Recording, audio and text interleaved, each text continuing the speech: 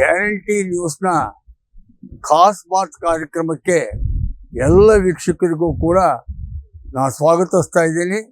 ನಾನು YSV ದತ್ತ. ಈ ದಿನ ನಮ್ಮ ಈ ಗ್ಯಾರಂಟಿ ನ್ಯೂಸ್ನ ಖಾಸ್ ಬಾತ್ ಕಾರ್ಯಕ್ರಮದಲ್ಲಿ ನಾನು ನಿಮ್ಮ ಜೊತೆಯಲ್ಲಿ ಅವರ ಮಾತುಗಳನ್ನು ಅನುಭವಗಳನ್ನು ಹಂಚ್ಕೊಳ್ಳೋಕ್ಕೆ ಆಹ್ವಾನಿಸಿರೋದು ಉಮಾಶ್ರೀ ಅವರನ್ನು. ಉಮಾಶ್ರೀ, ನಿನಗೆ ಸ್ವಾಗತ.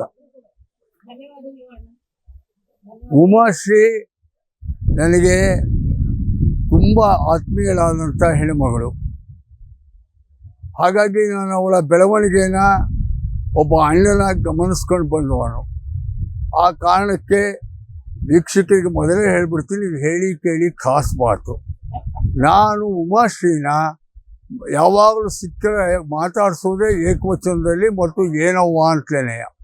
ಹಾಗಾಗಿ ನಾನು ಈ ಸಂದರ್ಶನದಲ್ಲೂ ಅವಳನ್ನು ಅದೇ ಸಲಿಗೆಯಲ್ಲೇ ಅನೇಕ ಪ್ರಶ್ನೆಗಳನ್ನು ನಿಮಗೇನೇನು ಅನಿಸುತ್ತೋ ಕೇಳಬೇಕು ಅಂತ, ಅದರೊಳಗಡೆ ಒಂದಿಷ್ಟನ್ನು ನಾನು ಸಿನಿಮಾ ಸೆನ್ಸಾರ್ ಮಾಡಿ ಅವಳನ್ನು ಕೇಳಿ ಅವಳ ಅನುಭವ ನಿಮಗೆ ತೋರಿಸೋಣ ಅಂತ ನಾನು ಇಲ್ಲಿ ಕೂತಿದ್ದೀನಿ. ಉಮಾಶ್ರೀ, ನೋಡವ್ವ, ನೀನು ಒಬ್ಬಳು ಯಶಸ್ವಿ ರಂಗಭೂಮಿ ಕಲಾವಿದೆ, ಯಶಸ್ವಿ ಚಿತ್ರನಟಿ. ಈಗ ನನ್ನ ಹಾಗೆ ಒಂಥರ ಯಶಸ್ವಿ ಆಗಬೇಕೆ ರಾಜಕಾರಣಿ. ಈಗ ನಿನಗೆ ಮೊದಲಿಗೆ ಸ್ವಾಗತ. ಈಗ ಈ ಮೂರರಲ್ಲಿ ಅದಕ್ಕಿಂತ ಹೆಚ್ಚಿಗೆ ವೈಯಕ್ತಿಕವಾಗಿ ನಾನು ಕೇಳ್ಪಟ್ಟಿರೋ ಹಾಗೆ, ನಾನು ನೋಡಿರೋ ಹಾಗೆ, ತುಂಬ ಕಷ್ಟದಿಂದ ಬೆಂಕಿಯಲ್ಲಿ ಅರಳಿದ ಹೂವು ಅಂತ ಯಾವುದೋ ಸಿನಿಮಾ ಇದೆಯಲ್ಲ, ಹಾಗೆ ಬಂದಂಥ ಬದುಕಲಿ ಇದು. ಅದು ನನಗೆಲ್ಲ ಖುಷಿ ಮತ್ತು ಹೆಮ್ಮೆ ನೀನು ಕಂಡ್ರೆ ಹೀಗೆ ಬಂದು ನೋಡಿ ಅಂಥೇಳಿ.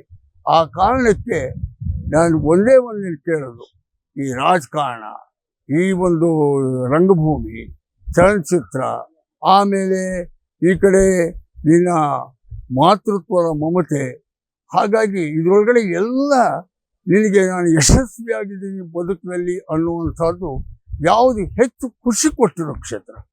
ನಮಸ್ಕಾರ. ಗ್ಯಾರಂಟಿ ವಾಹಿನಿಯ ಮುಖ್ಯಸ್ಥರಿಗೂ ಹಾಗೂ ಸಿಬ್ಬಂದಿ ವರ್ಗಕ್ಕೂ ಮತ್ತು ಪ್ರೇಕ್ಷಕರಿಗೂ ಎಲ್ಲರಿಗೂ ಕೂಡ ನನ್ನ ಸಪ್ರೇಮ ನಮನಗಳು.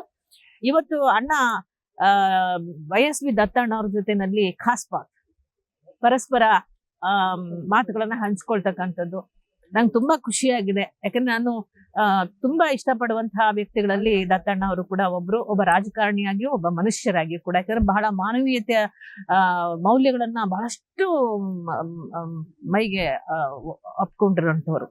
ಸೊ ಹಾಗಾಗಿ ಅವ್ರ ಬಗ್ಗೆ ನನಗೆ ಬಹಳ ಗೌರವ.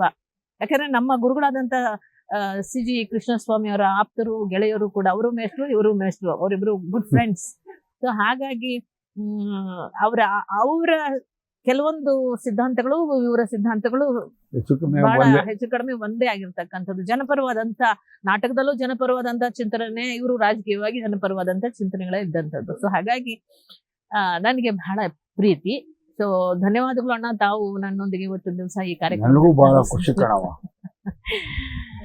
ನೀವು ಕೇಳಿರುವ ಒಂದು ಮಾತು, ನಿಮ್ಗೆ ಯಾವ್ದು ಪ್ರಿಯವಾದದ್ದು ಅಂತ ಹೇಳ್ಬಿಟ್ಟು. ಒಂದು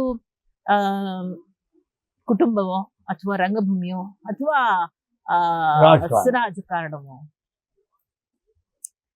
ನಾನು ಮೊದಲನೇದಾಗಿ ಒಬ್ಬ ತಾಯಿಯಾಗಿ ನನ್ನ ಕುಟುಂಬವನ್ನ ನಾನು ಫಸ್ಟ್ ಪ್ರಿಫರೆನ್ಸ್ ಅದಕ್ಕೆ ಇಷ್ಟಪಡ್ತೀನಿ. ಮತ್ತೆ ಅಲ್ಲಿ ನಾನು ಏನ್ ಅಂದ್ಕೊಂಡಿದ್ದೆ ನನ್ನ ಮಕ್ಕಳ ಬಗ್ಗೆ, ನನ್ನ ಕುಟುಂಬದ ಬಗ್ಗೆ, ನಾನು ಅಂದ್ಕೊಂಡಿದ್ದಕ್ಕೂ ಹೆಚ್ಚಾಗೇನೆ ಭಗವಂತ ನನ್ಗೆ ಆಶೀರ್ವಾದ ಮಾಡಿದಾನೆ. ಸೊ ಅಲ್ಲಿ ಒಂದ್ ಕಡೆ ನನಗೆ ತೃಪ್ತಿ ಸಿಕ್ಕಿದೆ ಅಂತ ನಾನು ಹೇಳ್ಬೋದು. ಇನ್ನು ರಾಜಕಾರಣ ಅಂತ ಹೇಳಿದ್ರೆ ರಂಗಭೂಮಿ ಅಥವಾ ಅಭಿನಯ ಅಂದ್ರೆ ಬಗದಷ್ಟು ಮೇಲೆ ಬರ್ತಾನೆ ಇರ್ತದೆ, ಹೌದು. ಸೊ ಹಾಗಾಗಿ ಇಲ್ಲಿ ಆದ್ರೂ ಕೂಡ ಪರವಾಗಿಲ್ಲ, ಮಕ್ಕಳು ಒಂದು ಹಂತಕ್ಕೆ ಬರ್ತಿದ್ದ ಹಾಗೆ ಅವರು ನಮ್ಮ ಮುಂದಿನ ರೂವಾರಿಗಳಾಗ್ಬಿಡ್ತಾರೆ, ನಾವು ಒಂದು ಹಂತಕ್ಕೆ ಸ್ಟ್ಯಾಗ್ನೆಂಟ್ ಆಗ್ಬಿಡ್ತೀವಿ. ಸೊ ಅಲ್ಲಿ ಆಗಿಲ್ಲ.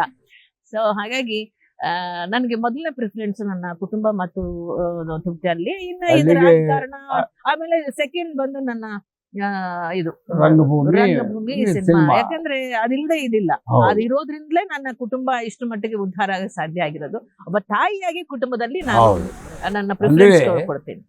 ಈಗ ನಮ್ಮ ಜನಗಳಿಗೆ ನಿನ್ನ ಭಾವನೆಗಳು ಬಹಳ ಸ್ಪಷ್ಟವಾಗಿ ಅರ್ಥವಾಯ್ತು. ನಿನ್ನ ಮೊದಲ ಆದ್ಯತೆ ಕುಟುಂಬ, ಆ ಕುಟುಂಬದ ಭದ್ರತೆಗೆ ಒಂದು ವೃತ್ತಿ, ಅದನ್ನು ವೃತ್ತಿಯಾಗಿ ಬಳಕೊಂಡೆ ಇಲ್ಲಿ ಕುಟುಂಬವನ್ನು ಹೆಚ್ಚು ಪ್ರೀತಿಸಿದೆ ಮತ್ತು ಯಶಸ್ವಿಯಾಗಿ ನಡೆಸದೇ ಇರೋದು ನಮಗೆಲ್ಲ ಗೊತ್ತಿದೆ. ನಾನು ಆಗಲೇ ಒಂದು ಪದ ಹೇಳಿದೆ, ಬೆಂಕಿಯಲ್ಲಿ ಅರಳಿದ ಹೂವು ಅಂತ. ನಿನ್ನ ಬದುಕು, ಕಷ್ಟ, ಅನುಭವ ನಾವೆಲ್ಲ ನೋಡಿರೋದು, ಕೇಳಿರೋದು. ಬಹಳಷ್ಟು ಜನ ನಿನ್ನ ಒಬ್ಬ ಯಶಸ್ವಿ ಅಂತ ನಾವು ಅಂದ್ಕೊಂಡಿರೋದು ಕ್ಷೇತ್ರಕ್ಕಿಂತ ಕೌಟುಂಬಿಕವಾಗಿ. ಆ ದೃಷ್ಟಿಯಿಂದ ಇವತ್ತು ನನಗೂ ಹೆಮ್ಮೆ. ನಿನಗೆ ಒಬ್ಬ ಮಗ, ಒಬ್ಬ ಮಗಳು. ಒಬ್ಬ ಮಗ ಡೆಂಟಲ್ ಡಾಕ್ಟ್ರು, ಮಗಳು, ಒಬ್ಬ ಮಗ ಲಾಯರು. ಹಾಗಾಗಿ ಇಬ್ಬರೂ ಕೂಡ ಅಷ್ಟು ಕಷ್ಟದಲ್ಲಿ ಬೆಳೆಸಿ ಓದಿಸಿ ಎಲ್ಲ ಮಾಡಿದೆ. ನನಗೆ ಈಗ ಒಂದು ಕುತೂಹಲ, ಇದು ಕೆಟ್ಟ ಕುತೂಹಲ ಅಲ್ಲ, ಒಳ್ಳೆ ಕುತೂಹಲ ಅಲ್ಲ, ರಾಜಕೀಯಕ್ಕಲ್ಲ, ಅದಕ್ಕಲ್ಲ. ನಿನ್ನ ಮಕ್ಕಳನ್ನ ಅಷ್ಟು ವಿದ್ಯಾವಂತರನ್ನಾಗಿ ಮಾಡಿ, ವೃತ್ತಿಪರರನ್ನಾಗಿ ಮಾಡಿ, ಅವರು ನಿನ್ನ ಪ್ರೀತಿಯಿಂದ ನೋಡ್ಕೊಳ್ತಾ ಇದ್ದಾರೆ. ನೀನೊಂಥರ ಯಶಸ್ವಿ ಪೇರೆಂಟ್ ತಾಯಿ. ಆದರೆ ನನಗೆ ಕೇಳಬೇಕು ಅಂತಿರೋದು, ನೀನು ಇದನ್ನೆಲ್ಲ ಸಾಧನೆ ಮಾಡಿದ ರಂಗಭೂಮಿ ಚಿತ್ರಕಲಾವಿದೆ ಅನ್ನೋದು ನಮಗೆ ಗೊತ್ತಿದ್ರೂ ನಿನ್ನ ವಿದ್ಯಾಭ್ಯಾಸ ಏನೋ ಸುಮ್ಮನೆ ನನ್ನ ಕುತೂಹಲಕ್ಕೆ. ನಾನು ಓದಿದ್ದು SSLC, ಜಸ್ಟ್ ಪಾಸ್. ಗೊತ್ತಾಯ್ತಾ? ಹಾಗಂತ ಮೇಷ್ಟು ಮುಂದೆ ಹೇಳ್ತೇನೆ, ಜಸ್ಟ್ ಪಾಸ್ ಸ್ಟೂಡೆಂಟು. ಆಮೇಲೆ ಫಸ್ಟ್ PUC ವರೆಗೂ ಹೋದೆ, ಪಾಸ್ ಆದೆ. ಬೆಟರ್ SSLC-ಗಿಂತಲೂ ಮಾರ್ಕ್ಸ್ ಅಲ್ಲಿ PUC ನಲ್ಲಿ ಬೆಟರ್. ಸೆಕೆಂಡ್ PUC-ಗೆ ಹೋಗೋತ್ತಿಗೆ ಮದುವೆ ಅಂತ ಆಯ್ತು. ಆಮೇಲೆ ಮಿಕ್ಕಿದೆಲ್ಲ ಬೇರೆ ಬೇರೆ ಬೇರೆ ಬೇರೆ ಹಂತಲೇನೆಲ್ಲ ಆಗೋಯ್ತು. ಸೊ ಹಾಗಾಗಿ ನನ್ನ ಓದುವ ಆಸಕ್ತಿ ಏನಿತ್ತಲ್ಲ, ಅದು ನನ್ನ ತಾಯಿದು ಬಹಳ ಇತ್ತು. ಅದನ್ನು ಮಾಡಿರ್ಲಿಲ್ಲ ನಾನು. ಮತ್ತೆ ನಾನು ನನ್ನ ತೇರದಾಳದ ಚುನಾವಣೆ 2008 ನಿಂತು ಸೋತ ನಂತರದಲ್ಲಿ ಮತ್ತೆ ಡೈರೆಕ್ಟ್ MA 95 ಅಲ್ಲಿ ಕಟ್ಟಿದ್ದೆ ಮೈಸೂರು ಯೂನಿವರ್ಸಿಟಿನಲ್ಲಿ. ಆ ಮೈಸೂರು ಯೂನಿವರ್ಸಿಟಿಲಿ ಕಟ್ಟಿದಂತಹ ಸಂದರ್ಭದಲ್ಲಿ ಮಾಡಕ್ಕಾಗ್ಲಿಲ್ಲ. ಆದ್ರೆ ಆಗ SSLC ಇಂದ ಡೈರೆಕ್ಟ್ ಕಟ್ಟೋ ಅವಕಾಶ ಇತ್ತು. 18 ವಯಸ್ಸು ಅಲ್ಲ, ಮೈಸೂರು ಯೂನಿವರ್ಸಿಟಿ ಓಪನ್ ಯೂನಿವರ್ಸಿಟಿನಲ್ಲಿ. ಸೊ ಹಾಗಾಗಿ ಈಗ 2008, 9 and 10 ಅಲ್ಲಿ ಲಾಸ್ಟ್ ಇರೋ ಚಾನ್ಸ್ ಮತ್ತೆ ಕೊಡಲ್ಲ, ಇದು ನೀವು ಮಾಡ್ಕೊಳ್ಳೋದ್ರೆ ಮಾಡ್ಕೊಳ್ಳಿ ಅಂತ ಎಲ್ಲರಿಗೂ ಒಂದು ಅವಕಾಶ ಕೊಟ್ರು. ಆಗ 12ರಲ್ಲಿ 10-12 ಒಳಗಡೆ 9-12 ಒಳಗಡೆ MA ಮಾಡಿ ಮುಗಿಸ್ದೆ, MA ಇನ್ ಪೊಲಿಟಿಕಲ್ ಸೈನ್ಸ್. ಆ ಥರ ಆಗಿದೆ.